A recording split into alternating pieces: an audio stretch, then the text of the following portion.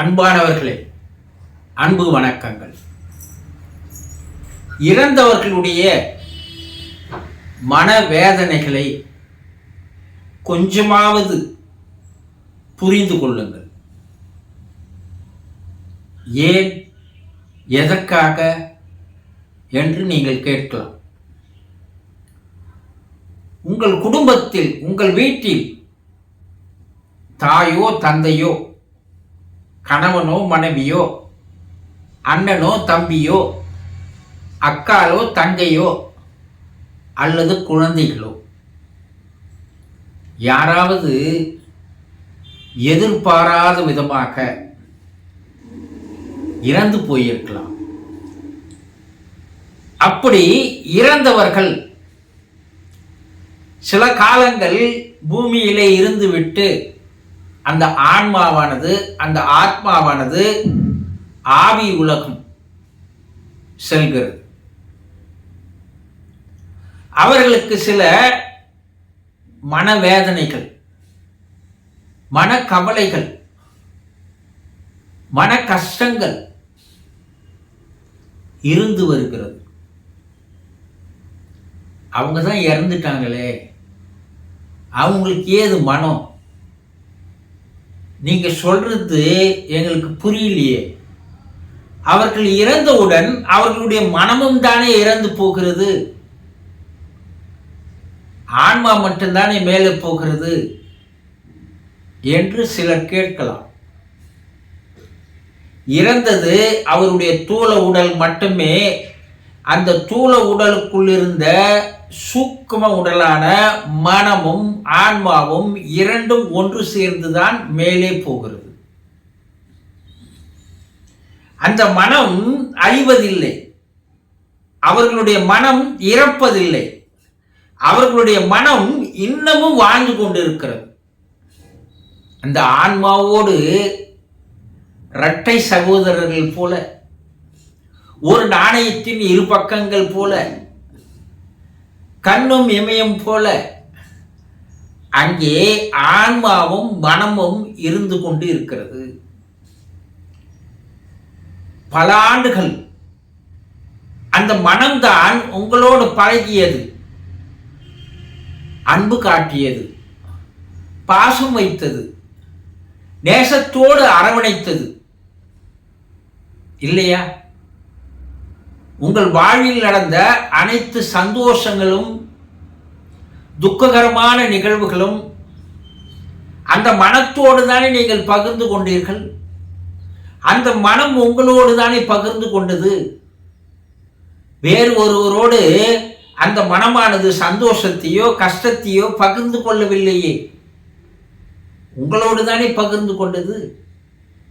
கணவன் இறந்து போயிருந்தால் கணவனுடைய மனமானது மனைவியோடு மனத்தோடு அதனுடைய இன்பத் துன்பங்களை பகிர்ந்து கொண்டது இல்லையா? கணவன் இறந்து மனைவி இறந்து போயிருந்தாலும் மனைவனுடைய மனமானது கணவனோடு தன்னுடைய இன்பத் துன்பங்களை பகிர்ந்து கொண்டு வந்தது இல்லையா? அப்போ மனம் தான் உங்களோடு இத்தனை ஆண்டுகளாக வாழ்ந்து வந்தது. அந்த மனம்தான் அவருடைய உடலை இயக்கி கொண்டிருந்தது. வாகனத்தை நடத்துனர் இயக்குவது போல மனம்தான் ஒரு மனிதனுடைய வாழ்க்கையை நகர்த்தி வருகிறது, செயல்பட வைக்கிறது. அந்த மனம் எத்தனை ஆண்டுகள் உங்களோடு இருந்ததோ அதே மனம்தான் இப்போது மேலே இருக்கிறது. அந்த மனத்திற்கு சில வேதனைகள் இருக்கிறது, அந்த மனத்திற்கு சில கவலைகள் இருக்கிறது, அந்த மனத்திற்கு சில துன்பங்கள் இருக்கிறது. என்ன கவலைகள், வேதனைகள்? இத்தனை ஆண்டுகள் உங்களோடு வாழ்ந்து வந்த உங்களை விட்டுவிட்டு எதிர்பாராத விதமாக மரணம் வந்து அவரை தழுவிக்கொண்டதால் மரணத்திற்காக அவர் உங்களை விட்டு பிரிந்து போகின்ற நிலை வந்ததல்லவா? கனவிலும் கூட அவர் இறந்து போவார் என்று நீங்கள் நினைத்து பார்க்கவில்லையே. அவர் கூட இறந்தவர் கூட நாம் இறந்து இவர்களை அனாதையாக விட்டுவிட்டு நாம் போக போகிறோம் என்று எப்போது நினைத்து பார்த்திருப்பாரா? இல்லையே, கனவு கூட கண்டது இல்லையே. அப்போ எதிர்பாராத விதமாக ஒரு ஆக்சிடென்ட் போல மரணம் வந்து அவரை அழைத்து சென்று விட்டது. இப்ப இந்த பிரிவு ஏற்றுக்கொள்ளக்கூடிய ஒன்றா, தாங்கிக் கொள்ளக்கூடிய ஒன்றா சொல்லுங்க. அப்ப அந்த மனம் வேதனைப்படுகிறது, கவலைப்படுகிறது. ஐயோ, இத்தனை ஆண்டுகள் நாம் அவர்களோடு வாழ்ந்து வந்தோமே, இப்போது நாம் அவரை விட்டு பிரிந்து வந்து விட்டோமே, இனி அந்த வாழ்க்கை, அந்த குடும்ப உறுப்பினர்களோடு இருக்கின்ற வாழ்க்கை நமக்கு கிடைக்குமா? நாம் அனாதியாக அவர்களை விட்டு வந்து விட்டோமே, இனி அவர்களுடைய வாழ்க்கை எப்படி இருக்கும்? அவர்களுக்கு யார் பாதுகாப்பு தருவார்கள்? அவர்களுக்கு யார் நம்மை போல அன்பு காட்டுவார்கள், பாசம் வைப்பார்கள் என்று வேதனைப்படுகிறது அல்லவா? உங்களை நினைத்து நினைத்து நிமிடந்தோறும் அது தன்னுடைய மனதிற்குள் பல வேதனைகளை, பல கவலைகளை, பல துன்பங்களை முள்ளில் மீது படுத்தது போல, நெருப்பில் மீது இருப்பது போல அவை அனுபவித்து வருகின்றன. அந்த பிரிவு மரண வேதனை என்று சொல்வார்கள் இல்லையா, அதை கூட பல ஆயிரம் மடங்கு ஒரு பாதிப்பை தருகின்ற வேதனையை அவர்கள் அனுபவிக்கிறார்கள். அந்த வேதனை வார்த்தைகளால் வர்ணிக்க முடியாது. அவர்கள் எந்த நேரமும், எந்த நிமிடமும், எந்த நிமிஷமும், எந்த வினாடியும் உங்களை பற்றியே நினைத்துக் கொண்டிருக்கிறார்கள். அப்ப அது பெரிய மாபெரும் வேதனை அல்லவா? உங்களை நினைத்து நினைத்து நினைத்து இந்த வேதனை நாளுக்கு நாள் அதிகமாகி வருகிறது தவிர குறைந்த பாடா இல்லை. அப்படிப்பட்ட மனவேதனையை வைத்துக் கொண்டிருக்கின்ற அவர்களை நீங்கள் நினைத்து கூட பார்ப்பதில்லை. அவர்கள் எந்த நிலையில் இருக்கிறார்கள் இப்போது என்பதை புரிந்து கொள்வதற்கு ஆர்வம் கூட உங்களிடம் இல்லை. அவர் எப்போது இருந்தாரோ சில நாட்களுக்கு அப்பால் அவரை அடியோடு நீங்கள் மறந்துவிட்டு உங்கள் வாழ்க்கை வாழ்ந்து வருகிறீர்களே, இது நியாயம்தானா? இது நன்றியா? யோசித்து பாருங்கள். உங்களுக்காக வாழ்ந்த வாழ்க்கையை அவர்கள் நினைத்து நினைத்து பார்த்து வேதனை அடைகிறார்கள். தன்னுடைய உழைப்பு, தன்னுடைய காலம், தன்னுடைய ஆயுள் அனைத்தையும் யாருக்காக அர்ப்பணித்தார்கள்? உங்களுக்காக அர்ப்பணித்தார்கள். உங்களுக்காக வாழ்ந்தார்கள், உங்களுக்காக உழைத்தார்கள் இல்லையா? நீங்கள் நன்றாக இருக்க வேண்டும் என்பதற்காக பல்வேறு கஷ்டங்களை அனுபவித்தார்கள். தன்னை உருக்கிக் கொண்டு அவர்கள் உங்களுக்காக வாழ்ந்தார்கள்.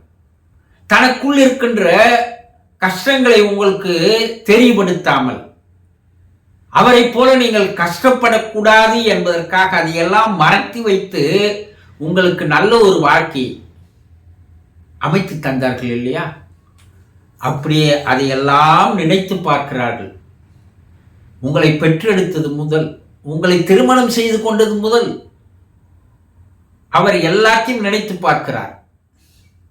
அப்படி நினைத்து பார்க்கின்ற அவர்கள் அந்த வாழ்க்கையை நினைத்து வேதனைப்படுகிறார்கள், துன்பப்படுகிறார்கள், கவலை அடைகிறார்கள்.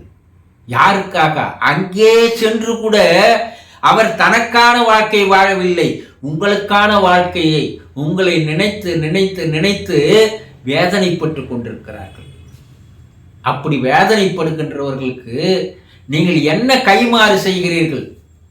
அந்த வேதனையை சிறிதாவது குறைப்பதற்கு முயற்சியாவது செய்கிறீர்களா?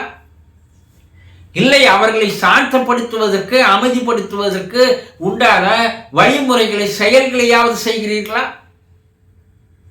இல்லவே இல்லை. ஒரு நாளைக்கு ஒரு முறையாவது நினைத்து பார்க்கிறீர்களா? மனசாட்சிப்படி பாருங்கள். நீங்கள் அவர்களை நினைத்து பார்க்க ஆரம்பித்தால், அவர்களுக்காக நீங்கள் கடவுளிடம் பிரேயர் செய்தால், அவர்களுக்காக பிரார்த்தனை செய்தால், அவர்களுடைய வேதனையும் கவலையும் படிப்படியாக குறையும். நீங்கள் செய்ய வேண்டிய ஒரே ஒரு நன்றி கடன், அவரை ஒரு நாளைக்கு பல முறையாவது நினைத்து பாருங்கள். அவர் தந்த வாழ்க்கையை நினைத்து பாருங்கள். அவர் அங்கே எந்த விதமான வேதனைப்படாமல், கவலைப்படாமல், துன்பம் இல்லாமல் அங்கே ஆவி உலக வாழ்க்கையை அவர் வாழ வேண்டும் என்று பிரார்த்தனை செய்யுங்கள். உங்களுடைய பிரார்த்தனை ஒன்றுதான் அவரை வேதனையிலிருந்து விடுவிக்குமே தவிர வேறு வழியே இல்லை. புரிந்து கொண்டீர்களா? சந்தோஷம்.